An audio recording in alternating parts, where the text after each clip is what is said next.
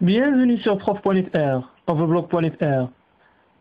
Aujourd'hui, dans le cadre de l'activité orale, nous allons étudier le réalisme et le naturalisme. Le réalisme ne devient un courant littéraire et artistique qu'après 1850. Il ne s'agit pas de copier la réalité, mais de la représenter de manière signifiante. Le souci de vérité qui caractérise les réalistes s'étend dans le naturalisme à partir de 1860. Étudions les contextes politiques, économiques, sociaux et intellectuels. La révolution de 1848 donne lieu à l'instauration de la Deuxième République, au détriment de la monarchie constitutionnelle de Louis-Philippe. Le coup d'État du 2 décembre 1851, Louis-Napoléon Bonaparte établit un régime autoritaire, évoluant à partir de 1860 vers plus de libéralisme. La défaite devant la Prusse, bien sûr la défaite de la France, en 1870, la proclamation de la Troisième République et donc l'établissement de la démocratie parlementaire et des libertés fondamentales. La révolution industrielle, le chemin de fer, développement du machinisme et du capitalisme, développement de centres industriels par conséquent. Progrès des positivismes, développement des sciences, en biologie, travaux de Darwin et de la médecine expérimentale avec Claude Bernard. Les caractéristiques du réalisme et du naturalisme. Le souci de vérité.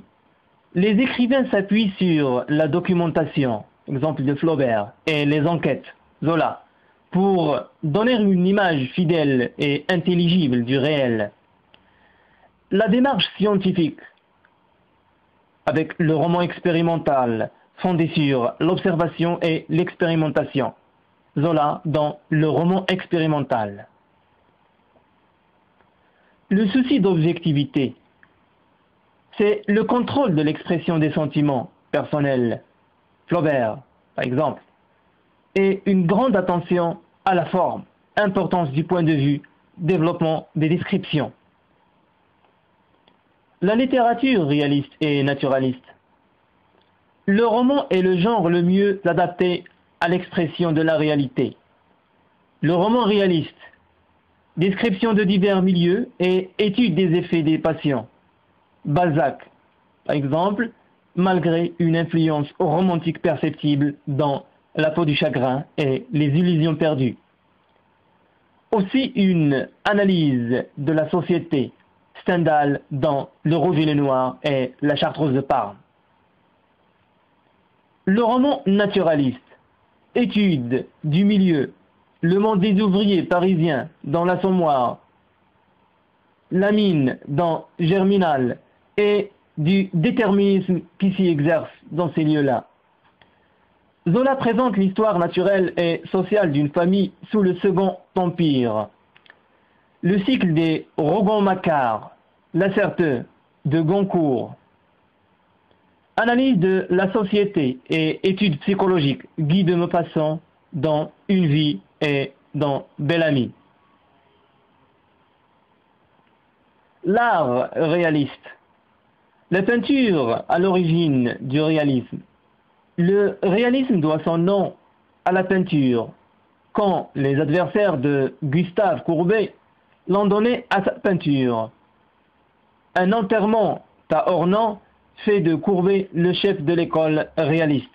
Scandale de 1850. Les artistes réalistes, Millet avec l'Angélus, Degas, peintre du spectacle et des danseuses, Manet avec Le déjeuner sur l'herbe et Olympia.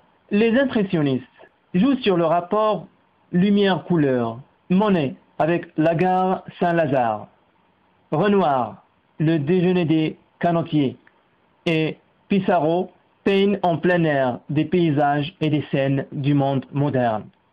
C'est l'avènement de la révolution artistique. La photographie. Grâce à elle, le principe du réalisme est au degré de perfectionnement puisqu'elle livre une image fidèle du réel, bien qu'elle en révèle en même temps les limites. Nadar, par exemple. La photographie influence les autres arts. Fin de cette séance.